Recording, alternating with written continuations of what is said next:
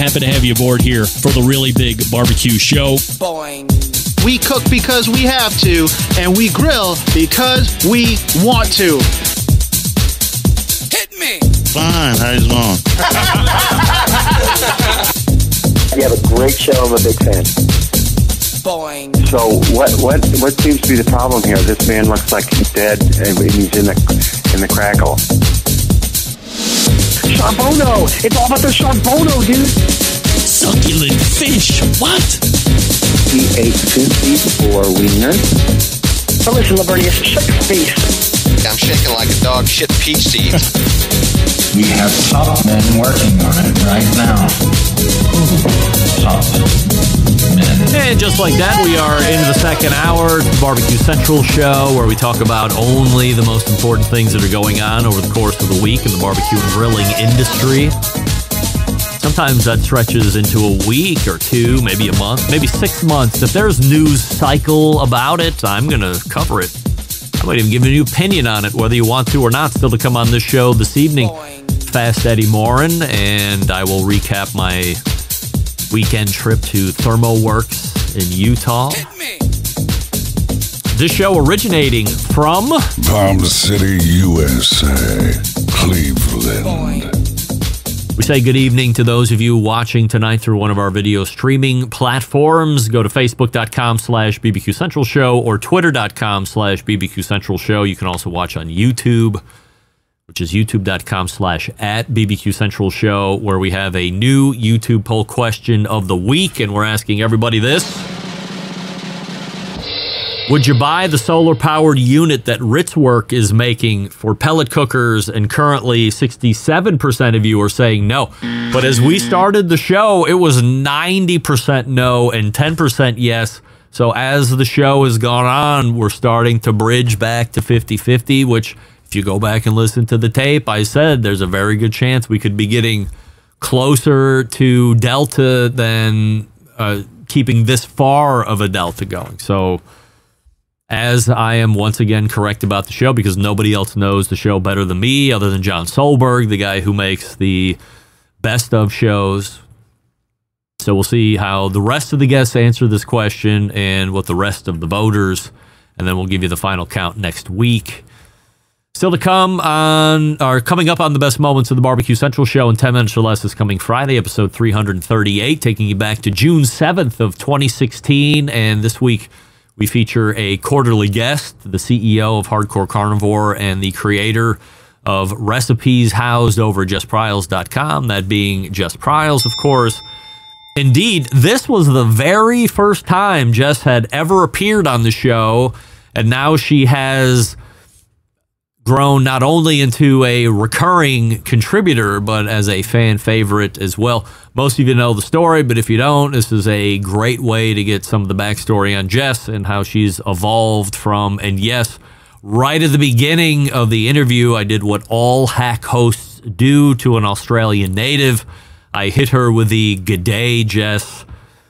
And really, if you just listen to this part of this show first before you listen to the best of, you'll hear what I'm saying. Just listening to the snicker that she let out as I said it, I mean, I'm surprised she even bothered to come back on the show after such nonsense. Nevertheless, this is how the relationship started. I count myself lucky to have her as a recurring guest on the show and as a friend outside of the show. So be ready for it on Friday. Don't forget you can subscribe to that show and this show's archives by visiting the website, thebbqcentralshow.com/subscribe. And if you want to hear a past guest or a segment that you think has been lost in the archives in a best of format, email our pal John Solberg and let him know what you would like to hear. It's John, Jon, at thebbqcentralshow.com, and let him know what you would like to hear. The famous Dave's All-Star Barbecue Series rolled into Colorado Springs, Colorado this past weekend, and winning the event, a team with the name of Ribs and Whiskey. And coming in reserve, team by the name of Meat Machine Barbecue. I like that name a lot. Both Ribs and Whiskey and Meat Machine have earned spots into the 2024 World Food Championship of the barbecue division. As we know, that's going to be held in November.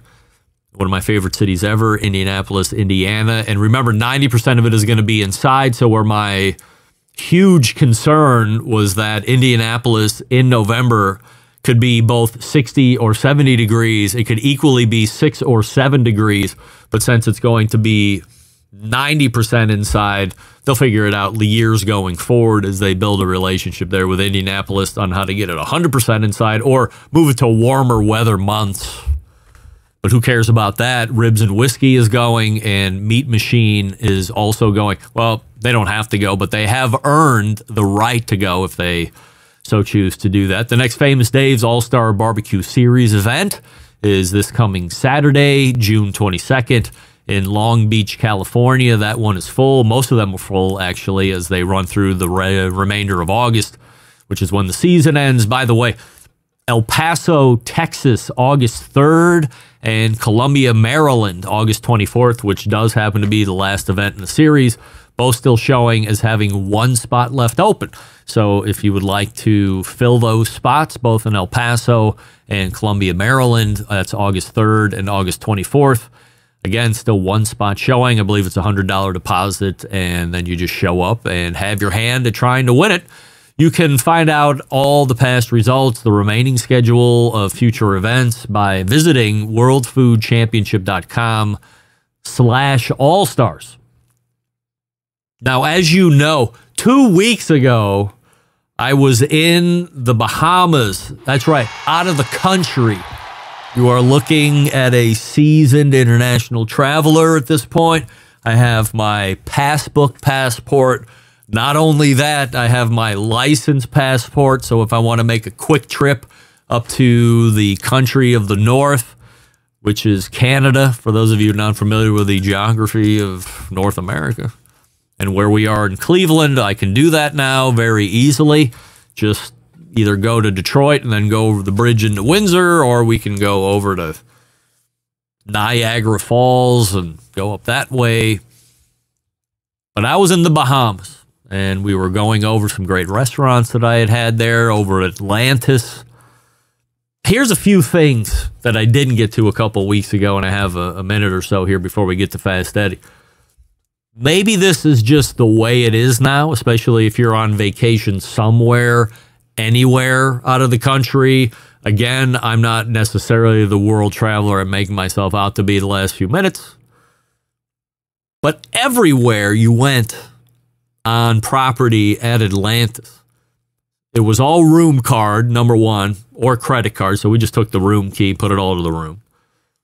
Everywhere on property, tip me for this, tip me for that. There's a Starbucks on the property, give me a tip. There's an ice cream place, give me a tip. There's a place that makes handmade soap, give me a tip. Every restaurant you want to, which of course I don't have any problem tipping because that's what you customarily do there.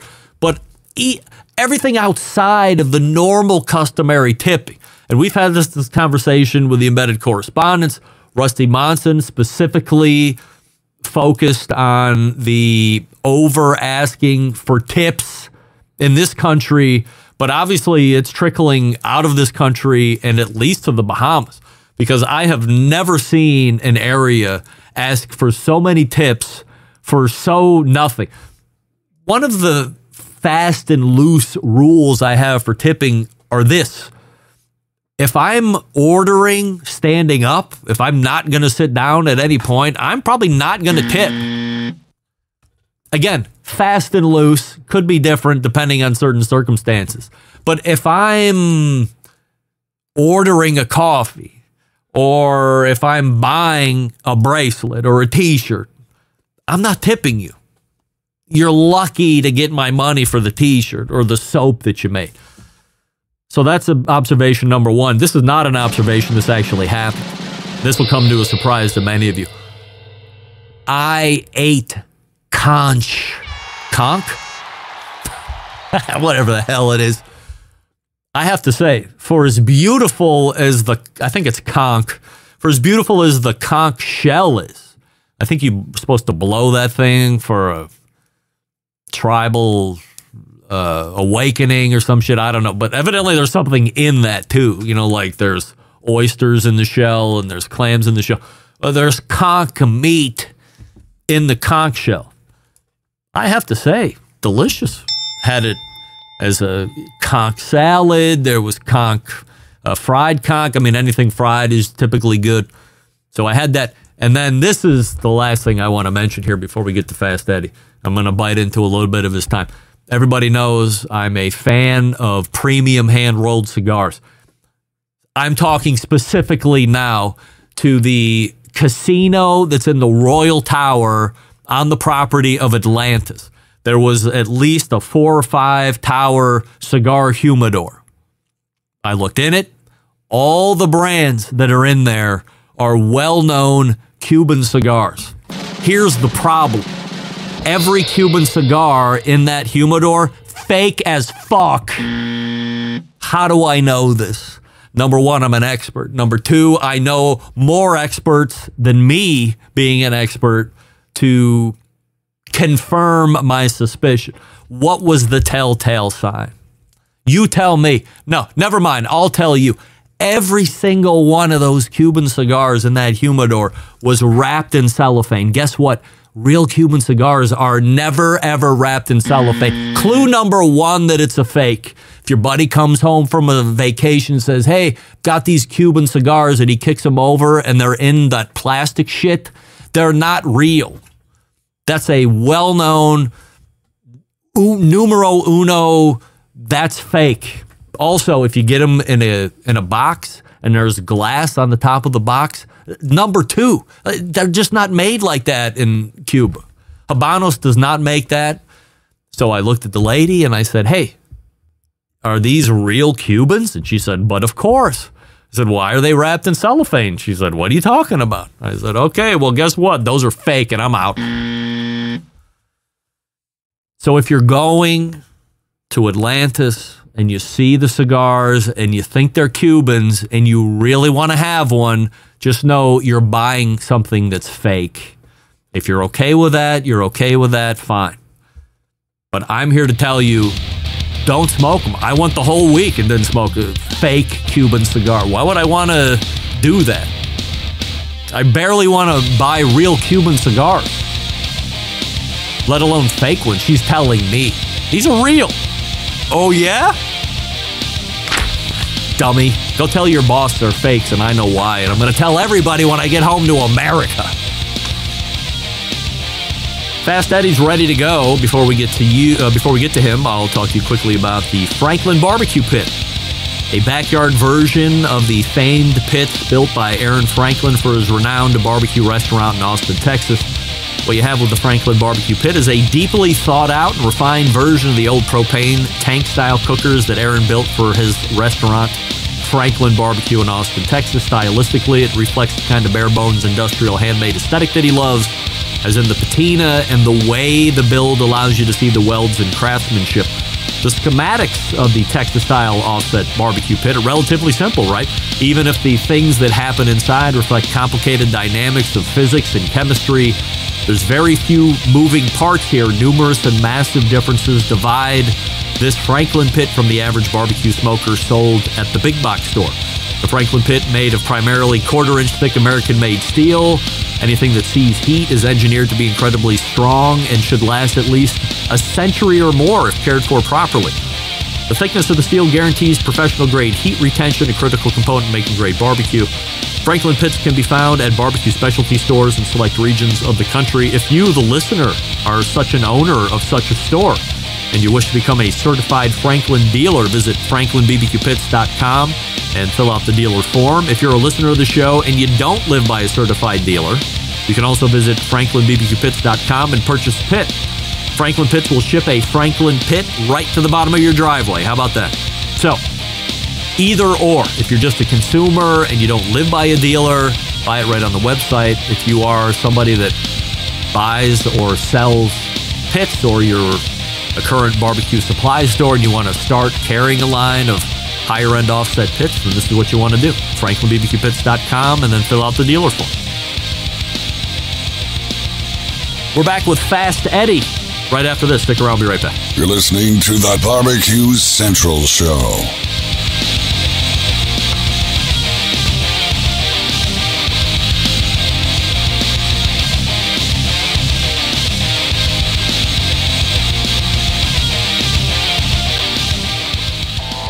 Howard Stern, Jim Rome, Dan Patrick, and Greg Rempe. The Mountain Rushmore of talk show entertainment. Now, let's get back to the Barbecue Central Show.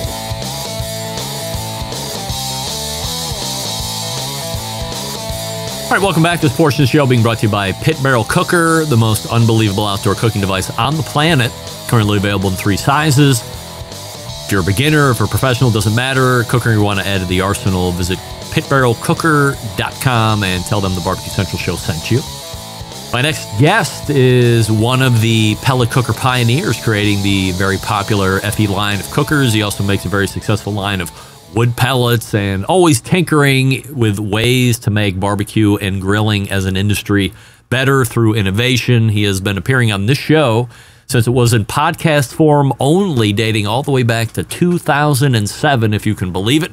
Last October, he was inducted into the most important Hall of Fame ever, the Barbecue Central Show's Guest Hall of Fame. And this May, he was voted into the second most important Hall of Fame ever, the Barbecue Hall of Fame. We race to the hotline and welcome back our pal, Fast Eddy. Eddy, appreciate you joining me here this evening. Look at that. Let me blow it up. There's the Barbecue Central Show's Guest Hall of Fame ring. Yes. Yes, sir. Do you just wear that around the streets and pick up tail like crazy? No, I don't want to get. The Kansas City Chiefs got their Super Bowl rings this week, so I don't want them to mistake it. Yes, we don't want to. We don't want to have them feel a little disenfranchised that you're rolling around with a much cooler ring that they are.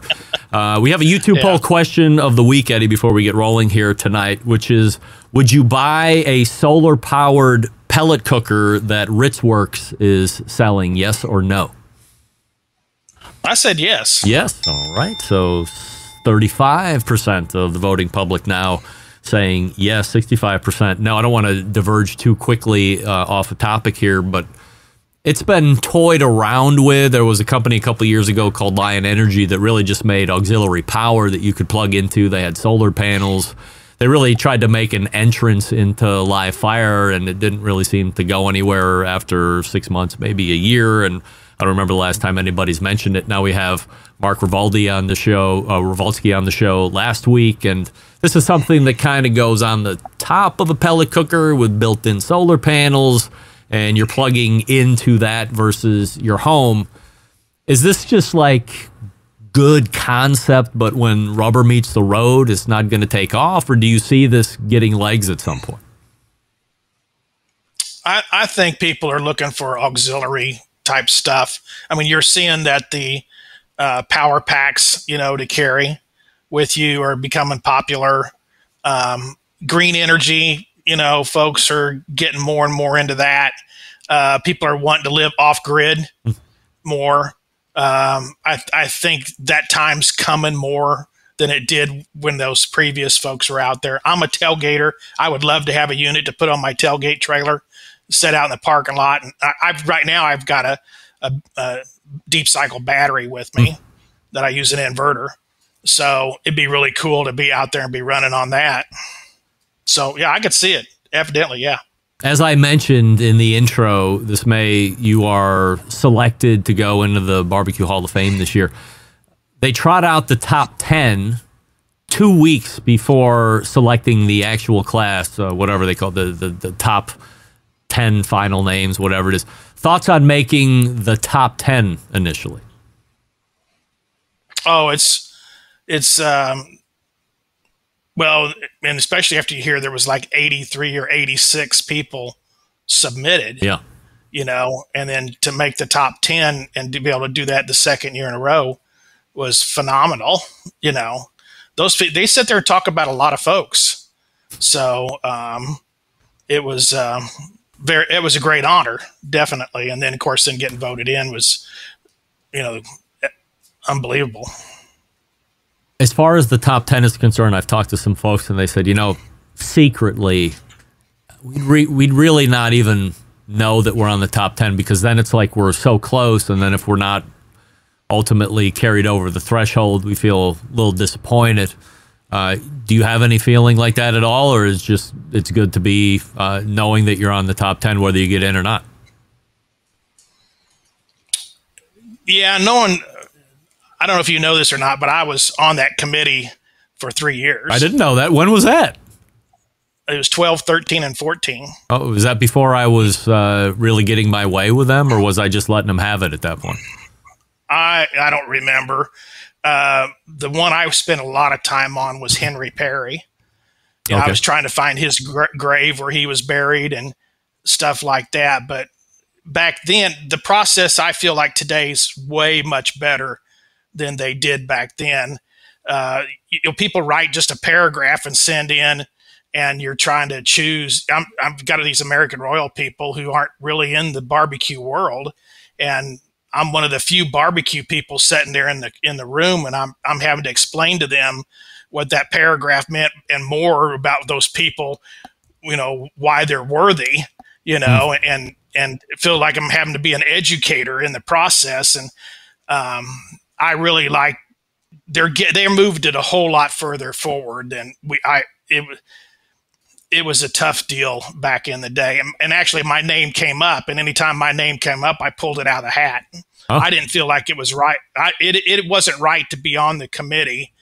I didn't think so. Now some other people have done it, and I'm not going to name names, but I didn't feel like it was right to, get nominated or somebody put in for you on there, and here you are working the committee. That just wasn't right. I felt like if it was going to happen, it was going to happen generically, and I wasn't going to be in the middle of the process.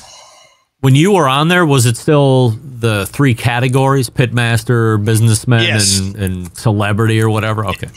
Yeah. So yes. Yeah.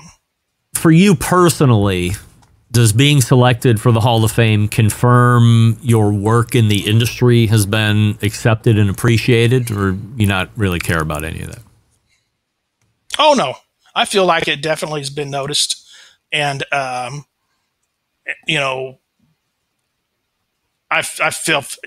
feel like it definitely, has credence to it. So I'm very happy. From a business standpoint, will this help the FE brand or Cook Shack or whatever in any way, you think?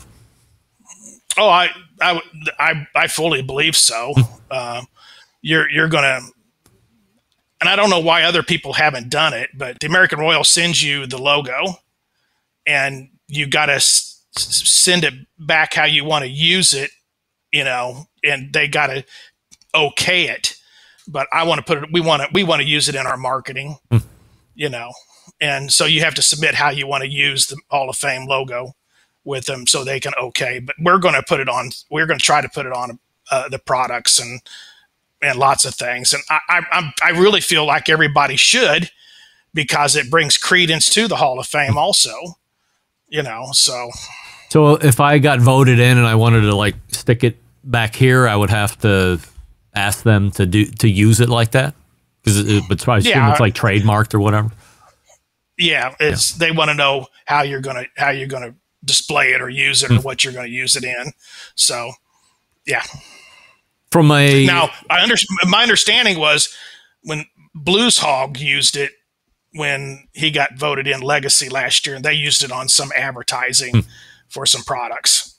So I didn't see that, but I've heard that's what they did. So. Did getting in, whether it was this year or not, but getting in at some point matter to you? Would there have been a disappointment in your career if you were to hang it up and not end up being in the Hall of Fame? No. I mean, I think everything comes with time, and maybe it wasn't your time, for that to be, and that's why I'm really happy to see the Legacy thing. So people who, no matter what, it means something, for those folks to get in there. Really happy to see that. One of the things I do, I go pretty regularly. Of course, I'm knee deep in the off-road industry, and I go to their Hall of Fame inductions, and I know several of those Hall of Famers, raced with their Hall of Famers. The guys were in racing, but they're like, they got a whole bunch of segments of that industry. The racers are just one little part of it. So very cool. Big. I mean, their induction, I would love to see our induction ceremony be something even a tenth of what theirs is, because they have a banquet, 550 people are there. It's a huge industry, phenomenal night. Other inductees include Daniel Bennett, BBQ, Steve Grotti, and Rick Brown. Do you have any thoughts about any of them, or any anecdotes or stories you'd care to share? Well, I don't know Rick very well at all, just by, seeing his stuff and his books and all. I'm, not from that Northwest area. Danielle, you talk about one of the hardest working women in barbecue. I mean, she put Traeger on the map in Canada, and she's been an unbelievable person for them. That is, I feel like thank goodness she's got some I don't think they give her near the recognition she needs for what she does for them. Yeah, she's well worthy what she's doing. Steve Grotti, I do not know his story very well, other than just what I've read about it. So, I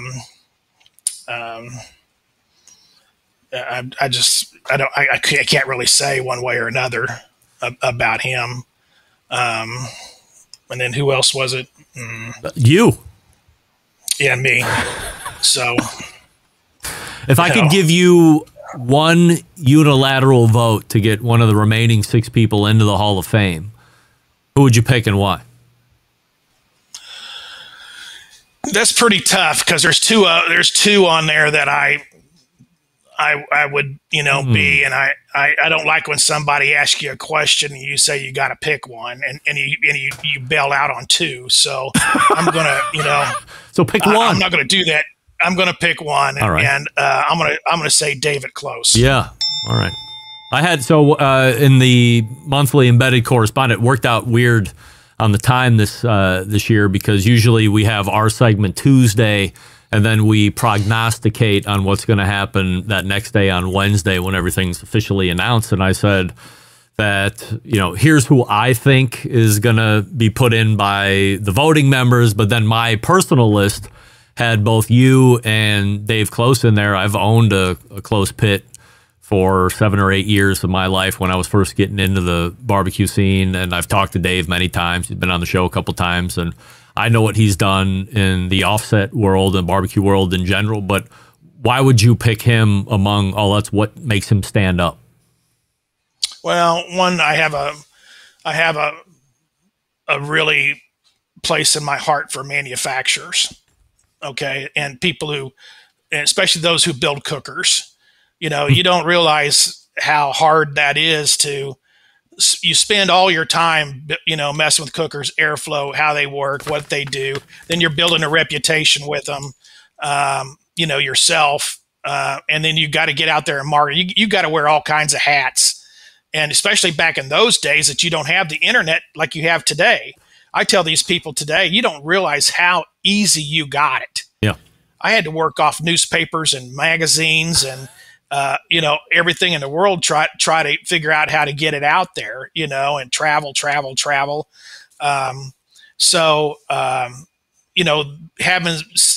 Dave did that. Dave pounded that road, and I just got a special passion, in my heart for like him who's done the same thing I did. So, and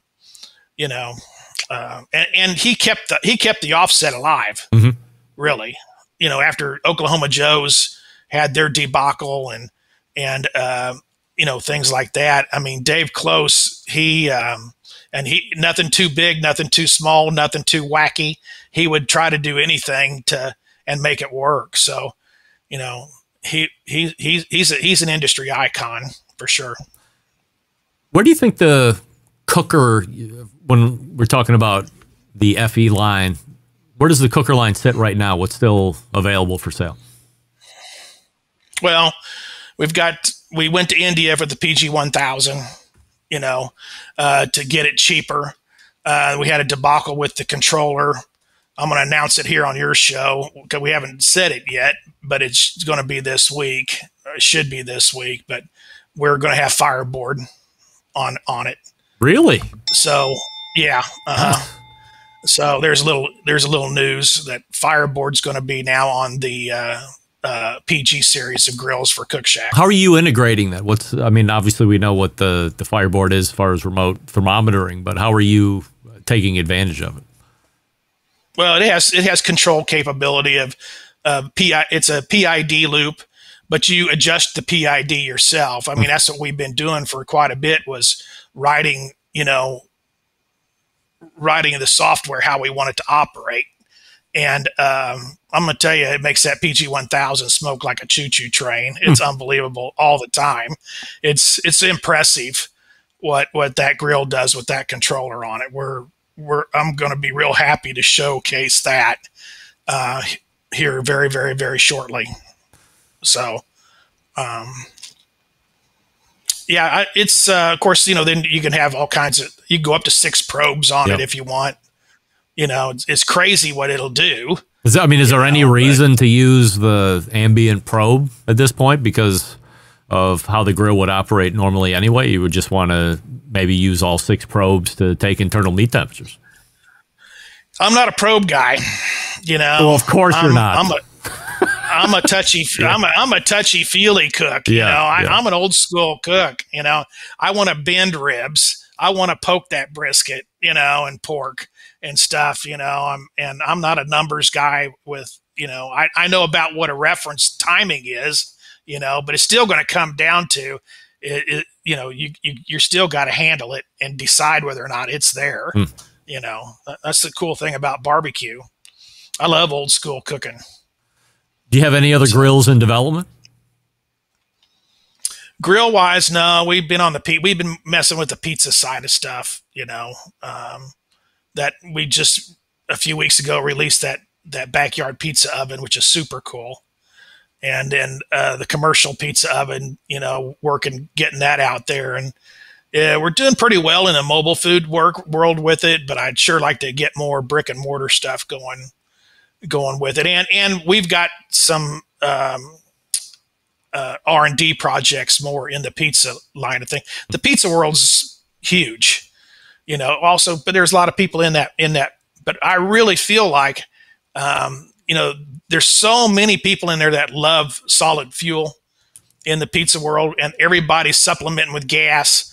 And with the way that those two worlds are colliding right now, everybody taking their gas valves away in these cities, and New York just did a big deal. They wanted everybody to reduce their emissions by 75% in the 5 boroughs on the solid fuel stuff. They're all scrambling up there to put those flue scrubbers on their ovens and things. And hey, all you got to do is go call me up and get the our pizza oven, and I do more than 75%. We drop it way down, and I'm going to have you the exact same pie you're making now. What kind of capacity are you looking at? I don't know, like how many pies Jesus Christ, sorry, a cat just jumped up here. All right. How many pies are in a normal like industry cooker going in? But how do you compare to that? Well, on the wood-fired pies and all, I do a New York style pizza, and we run about 3 minutes and 15 seconds at 700 degrees. So, and my double stack where I have the 2 of them stacked, so I can run on my food trailer, I can run 35 pies an hour there. So, but that's without a cook. See, you put it in and you shut the door and set a timer. You walk away from it. A normal wood-fired pizza oven, they had to have a guy spinning those pies. Right. And you don't spin the pies with this. This thing cooks unattended. Why? So how do you get it to do that? Airflow. And it's pellet driven? It all has to. Yeah. Mm-hmm. But it all has to do with the design of the oven is what it does. And that's the key. I mean, when you can start taking labor out of the factor, it's a big deal, and make a good or better pie, and we can do that. From a space consumption standpoint, is it equivalent to what they're using now, or are they freeing up more space if they were to switch over to yours? The big dome ovens that they're putting in, I'm probably the same footprint if you wanted to run the same amount of pies. If I put a couple of double stacks in there, but I would save you a buku ton of money on fluing it. Okay. I mean, direct venting it. I also have we've already got UL and NSF, and we have the EPA 202 testing, so we don't put out any grease laden vapors. So that's why it can go into a mobile food unit without fire suppression in most places. In Oregon and Washington State, they don't care. They just decide whatever they want you to do up there. But most places, follow that testing rule. And if you don't make grease laden vapors, then you can direct vent. What kind of money are you looking at compared to a traditional oven? Similar? No, less. Less. We're less money. And is it like a pellet hopper?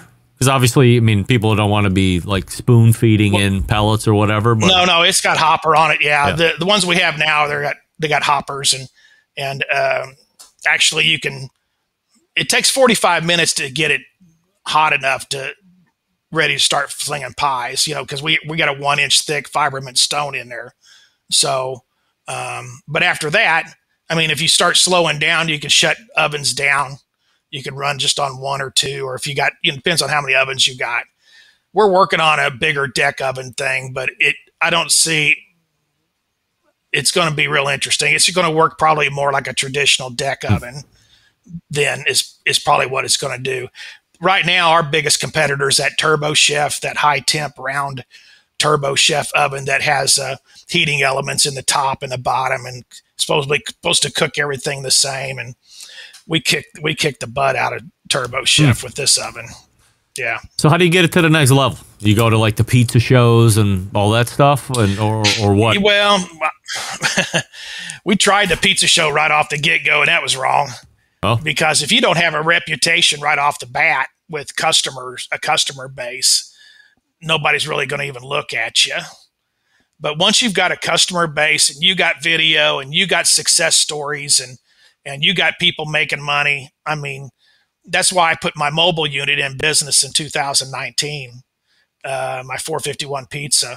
And it's got really good, solid numbers, and what that kid's making on that truck. I have a full-time employee on it. Oh, yeah? And, yeah, he's making a really nice living off of it. And I just watched a reel tonight. I have this old couple redid a camping trailer out of Alabama, drove up and seen me one night. And we were at Transport Brewery, and he told me about his camper project and all. And sure enough, he did. He bought just a single oven, though. I tried to get him into a double. I said, you really need a double to run the volume. Oh, I'm just going to put one in there. But they've been open a year, and they're seem to be really happy, and and made it a year in the business. And it's pretty cool and they did it all themselves and restored this old trailer, an old camping trailer, and he's got it direct vented in there. And it was really cool. It's over if you go to Cook Shack Inc. On Insta and look it up, it's on there. So, and also on our Facebook page too at Cook Shack Inc. If you go to the website, like if there's a business listening, they want to start converting into pizza, or they want to ditch whatever they're using now, like what's the best way to get a hold of you to start this travel down the path? Through social media, catch us on Facebook or Instagram, or you call down to Cook Shack or www.cookshack.com, get a hold of us. And I invite everybody, come to Kansas City and work with my guy on 451 Pizza. If you want to get into the food truck business and make money and see a great lifestyle compared to most food truckers, pizza is an unbelievably great lifestyle for mobile food. All right. So and you don't have those big hoods running.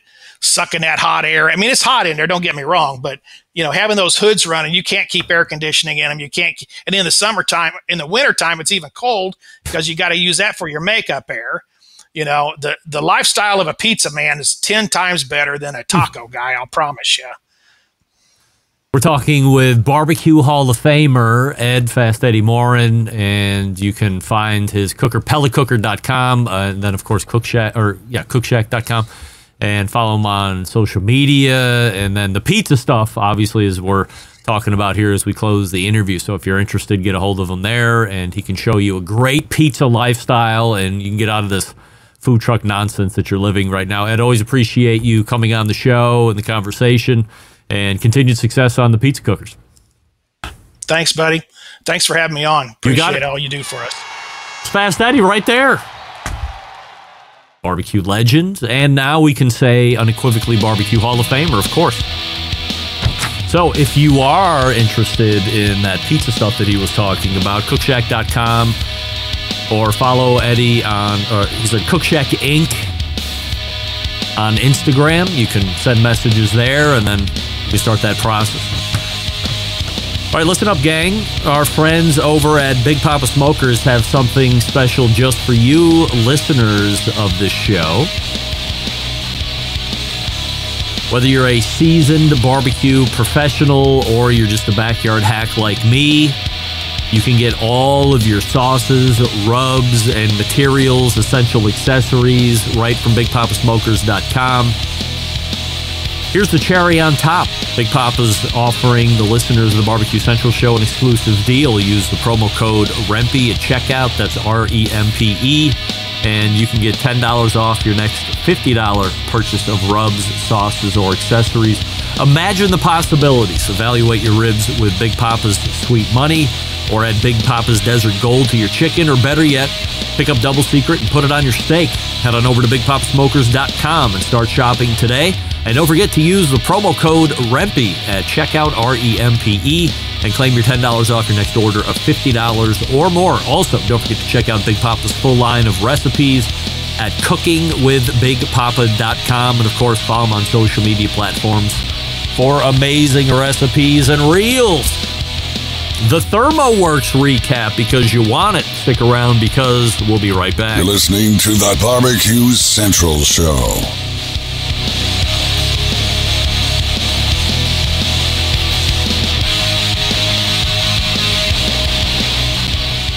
Whole packers, full racks, legs and thighs, injecting butts. If you've never heard this before, you might think you found the best XXX show ever.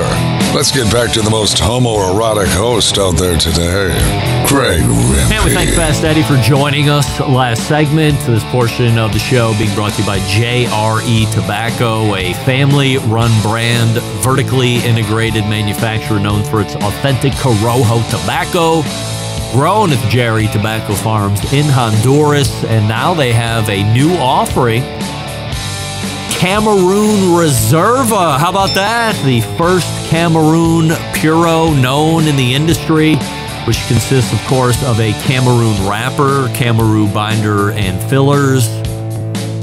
Cameroon grown by the Aroa family in the Jamastran Valley of Honduras, which is their newest luxury line. So if you haven't had a chance to check that out yet, then make sure that you're asking your retailer for JRE Tobacco products, of course.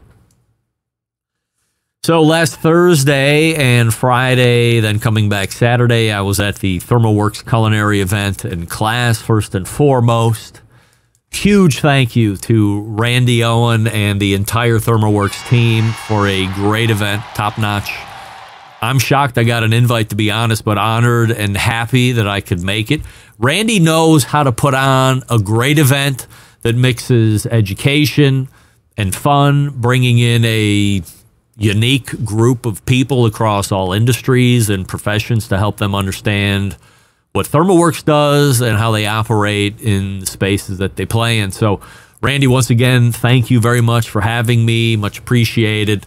So I flew into Utah this past Thursday, Went from Cleveland to Denver for a connection. That went smoothly. And then from Denver onto Utah is where it all went bad.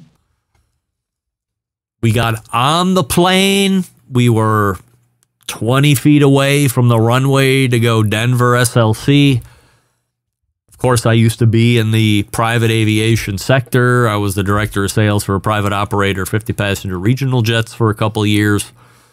So part of the process was tracking your jets as they were flying the customers around. So I have the live ATC or live air traffic control app on my phone. So whenever we go out now, with the big airports, Atlanta, Chicago, O'Hare, the big ones, like they have multiple towers, multiple approaches and departures and stuff. So if you don't know exactly what runway you're going off of, that's not like common chatter that you have with the pilot and the airline attendants, things like this.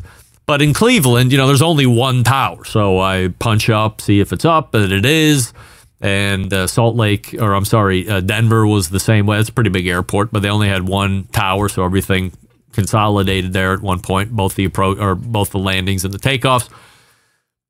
So as we're taxiing, I hear United 1521 to tower. Tower comes back up. We need a minute or two. We have a steering malfunction.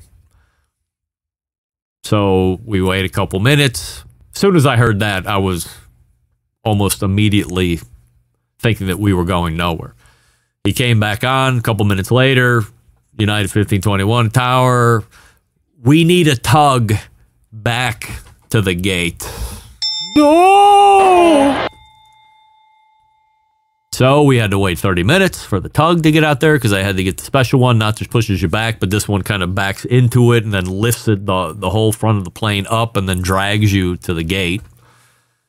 And then we get out of the gate. Well, in the meantime, I'm feverishly trying to make another ticket to get to Salt Lake City because I don't know how they're going to possibly handle a rebook out of Denver, and it didn't sound like it was going to go very well. So 4 hours later, the plane takes off that I'm on now, going to Salt Lake City, which ends up having me land around 7:15 local time there. All the while 9:30 where I'm at usually. So I missed everybody getting together at ThermoWorks for the reception and all the celebrities and all the food. Get into a cab, get my way up there.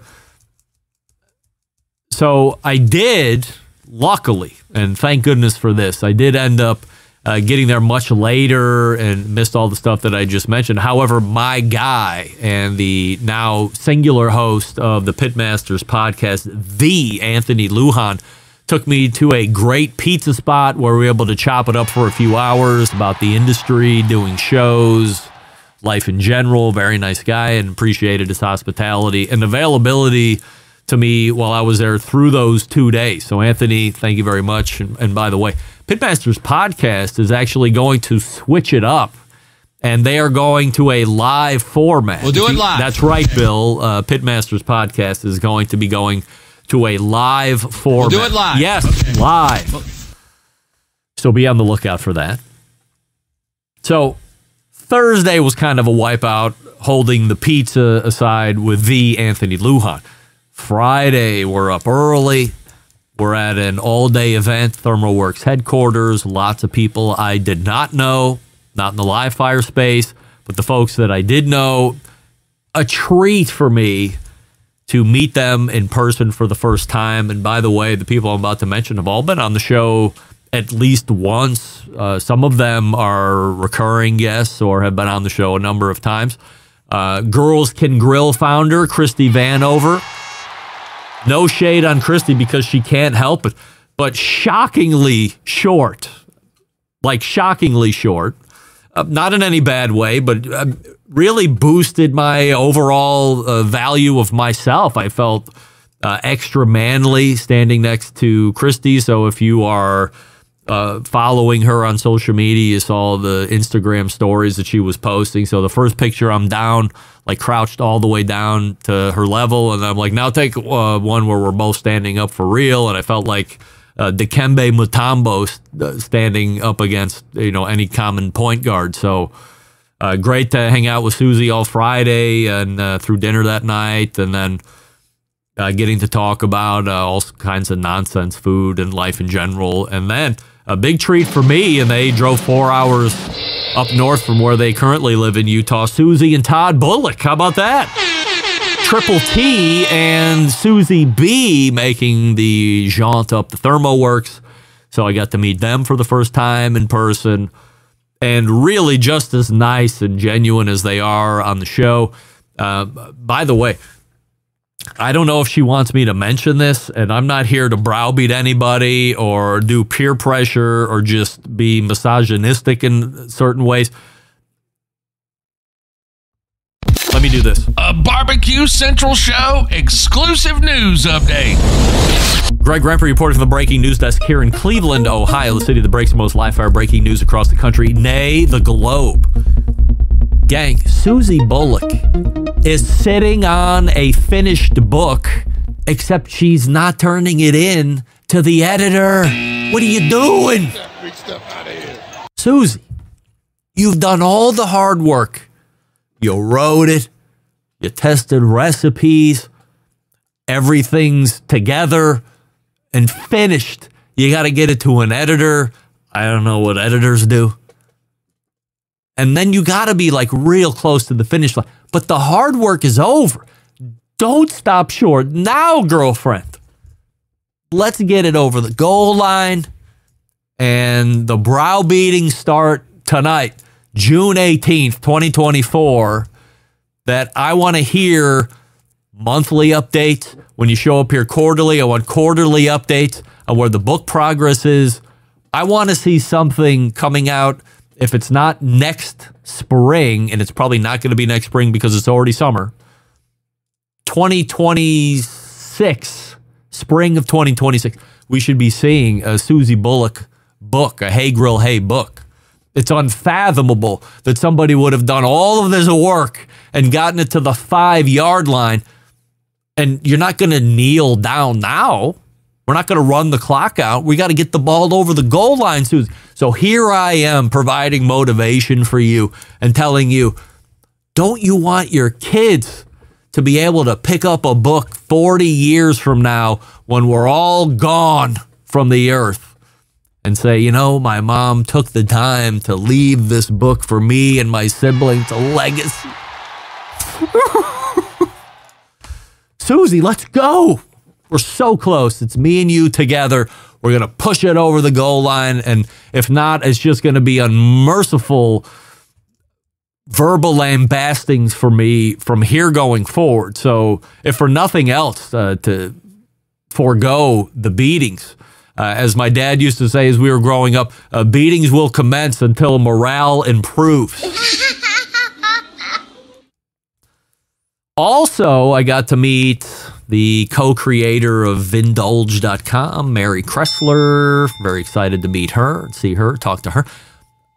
All been on the show, as I said, at least once, and some of those many times. Of course, big treat for me to meet a guy named Bradley Robinson. You know him as Chud. And I also got to meet Jeremy Yoder in real life. Between the two, Bradley, taller, way taller than I expected. I don't know exactly what I expected, but physically, I was like, wow, he's very tall. A very funny guy. Jeremy, cerebral as he appears in his videos. It's not a put on. I also met Dan from Learning to Smoke over the weekend for the first time. So all people I got to see in person, which is great.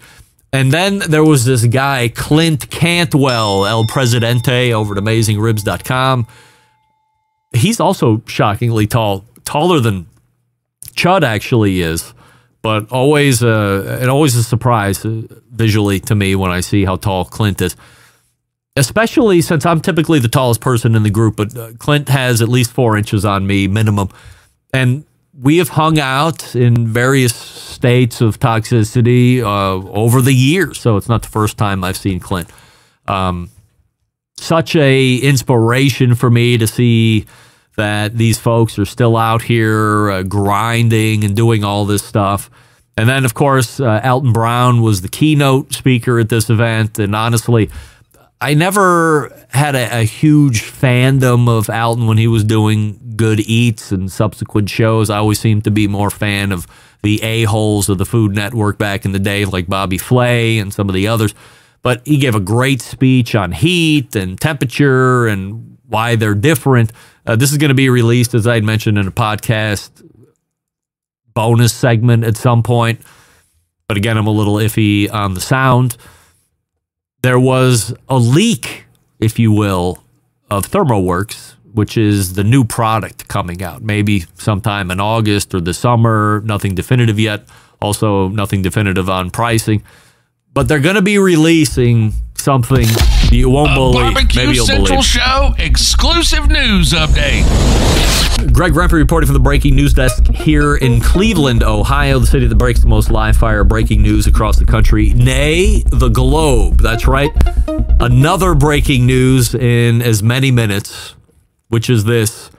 ThermoWorks is now going to be releasing a wireless probe thermometer called the RFX. And by the time it's all rolled out, it will be an entire ecosystem of wireless thermometers and other stuff, ancillary things that take humidity, and it's one for a sous vide machine, and then you have the meat probes, and so it's going to be a whole ecosystem of things. And one thing to note right off the rip, the probe on this wireless probe thermometer, very thin, much thinner than the meter, of course. The big hate on the meter, well, I mean, there's just so much hate on the meter, but the huge gauge hole that the meter leaves in there is unattractive, to say the least. This one, much, much thinner. Also, the other item to note is that you will need the RFX gateway to use the wireless thermometer. So unlike the other companies that have tried to push through the hood of the grill when it's down, this one says, hey, right off the bat, you need to have the gateway to achieve the results that you really want, which is distance, number one, and then number two, or perhaps 1B, no dropping or disconnection of signal. You can pair multiple probes to the gateway, and if you have a neighbor that also has a system set up, only the probes that you pair to your gateway, even if there's other ones within distance to your gateway, there will not be any cross-contamination of Tim's and John's registered probes. They're not going to cross over onto each other's gateways or anything like that. Only the ones that you pair to your gateway are going to be the ones that are showing up. So you can pair multiple probes to the gateway, and there won't be any cross-contamination of other probes getting tossed into your readouts. So the concept is good. The distance appears to be really good, and I've talked to some folks who have tested it. They can vouch for its ability to get through barriers without dropping signal. And, you know, the major complaint of everything else like this on the market is I go inside and it drops, or I put the grill lid down and then I go inside and go 2 rooms away and I lose connection. I'm going to have Randy Owen on the show at some point here once we get a firmer launch date so we can talk about it a little bit more in depth. So stay tuned for more information on that. Lastly, if you will indulge me, there were 3 people there that have been closely associated with the show over the years. 3 of the biggest names since I got into this thing around 2006, that being Dr. Barbecue Ray Lampe, Harry Sue, Slap Your Daddy Barbecue, and Tuffy Stone from Cool Smoke. I can't tell you how lucky I am to be able to just sit down with these guys in a group or individually and just talk to them as a peer. I don't see them in person a lot, but when we do, for me, always special. There's a lot of very gracious, helpful, inspirational things that they do. And as I posted on my Instagram account Saturday when I was heading back home at the airport, I'm in the transport vehicle with these 3 guys, Dr. Barbecue, Tuffy, and Harry Sue. And we're just chopping it up about all kinds of things. And I'm thinking to myself, man, I can't believe that I'm in a van with these three guys right now and I'm part of the conversation. It's a moment in time that I won't forget. So to Harry and Ray and Tuffy, thank you for being a part of the show over the years, and I hope we can see each other again in person sooner than later. And as we bring this recap to a close, ThermoWorks in a great spot in Utah. I did make it to the great city of Utah, obviously. ThermoWorks is a very impressive company. They are really one of the leaders in the thermometering and temperature and all that stuff industry, really pushing the envelope, trying to continue to innovate. There's a lot of great current leadership. There's a lot of great leadership that's coming up to take place when secession needs to happen. And by the way, not that you ever will, if you get a chance or you get invited to go to Randy Owens' house there in is it American Fork, Utah? I mean, Randy, congratulations. What a house. Holy moly. In the backyard, and the pool, and the cooking area, and the relaxation area out in the back of the house. Holy moly. I've been in a lot of nice places. I've been in some industries that have a lot of money. I've been in some private jet hangars that would make your eyes bleed. They're so egregious in their spendings. This house is one of the nicest ones I've been in, without a doubt. So, Randy, you keep a great house. Very enviable, but this guy is as humble as it gets. And he is an expert. He knows exactly what time it is. He knows what's going on. So, not only is he a great person to talk to, would probably be a great mentor to anybody that would want to be smart enough to ask him to mentor, or if he does mentorship program. And then is a great family person and has a great business. So by all accounts, the folks at ThermoWorks, great people, and it starts from the leadership and works down. Everybody there is great. So had a great time, got back, no delays, of course, because why delay when you're on the way back home? And we got a free Thermopen 1, which was great, and we got our ice bath kit so we can make proper ice baths, and I can tell you now how to make proper ice baths to make sure that you're getting your calibrations done correctly. First class trip. I'm not somebody that really likes to kiss and tell, but in this event, because they are getting ready to release officially a new wireless probe to the market, I did want to tell you about that. So there you have it. All right, we'll get ready to wrap up the show here. I think I'm all caught up on reads here. That's right. So we will wrap up the show. Stick around. We'll be right back.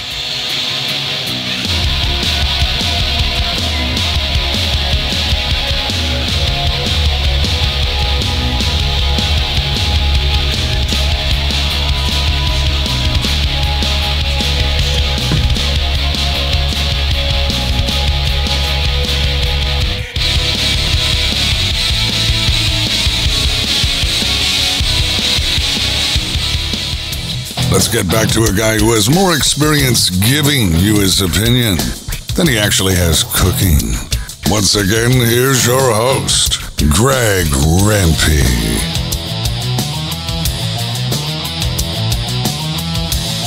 All right, welcome back. Quickly looking through the chat here to see if there's anything I want to address or not. What is this? So this is going back to the Z-Grill stuff. Lance Owens is writing in, in my harsh environment, that may be the real deal. We get down in the 60s at night and in the 80s during the day. I could throw it away and not care. Lance, let's hold the throwing away of a pellet cooker to the side just for a moment and allow me to answer your harsh environment where getting down into the 60s at night and 80s during the day. How about fuck off? Get that big stuff out of here. Tell me you live in paradise without telling me you live in paradise. Oh, okay. It gets down into the 60s at night. Lance, how do you live? Should I send my full and replete winter gear post haste due west so you can make it through these 60-degree nights? And do I need to send my shorts and tank tops for you to muddle through the 80-degree days? I don't know how you do it. It is men like you, Lance, that are beacons of hope that someday I could possibly turn into the man that you are, to suffer through 60-degree nights and 80-degree days. As you put it, harsh environment. Lance, come on. Anyway, jump on that Z-Grills thing, and then we can... That's how you can do it. You can get on the show by doing the Z-Grill promotion. I'll have you on the show every 5 years as we talk about your new cooker. A guaranteed way to get on in every 5 years, Lance. Hurry up and get on that Z-Grill promotion before they take it down. You can be my Hawaiian embedded correspondent, Cone Z-Grills. Hey, all the way back in the first hour, we had Tim Clowers for the first time. He's a big fan of the Schwenk Grill, by the way. Good to hear. Then we had Wes Wright from cookoutnews.com. We talked about Blackstone a little bit. We talked about Z-Grill's promotion. We talked about the unteching of some pellet cookers by Next Grill. And then the second hour, we had Eddy Maurin, a new 2024 Barbecue Hall of Famer. And he's got some pizza ovens that he's looking to sell that could change your life and make you blow out way cleaner exhaust than any other cookers currently doing. No need for chimney sweepers or whatever, chimney cleaners. Forget that. By the way, as I'm looking over here at the poll results, 63% of you are saying no. You're not buying the Ritzworks solar pellet cooker thingy.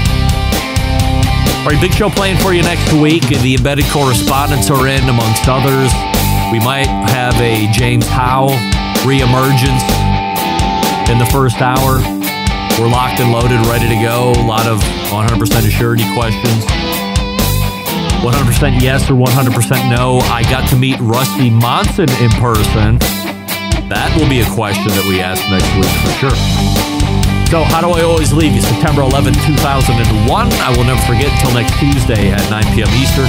This is your program host and proud U.S. American, Greg Rempe. Good night now. This is Jennifer Palamas from Charlotte, North Carolina, and this is Barbecue Central.